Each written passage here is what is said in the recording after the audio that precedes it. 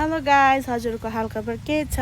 म चाहिँ यहाँ हेर्नुहोस् है, आज यस्तो चर्को घाममा बुढाबुढी भएर आज चाहिँ हामी घर अगाडिको गार्डनिङमा चाहिँ मलहरू लिएर हाल्दैछौँ।